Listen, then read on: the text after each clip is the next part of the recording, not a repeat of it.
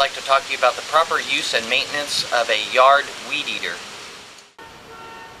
There are several different types of yard edgers.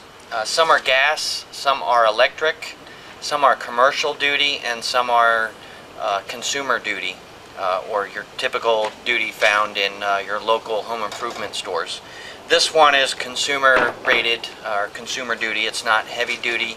It's not intended for commercial use. It's meant for the weekend warrior maintaining the yard around home.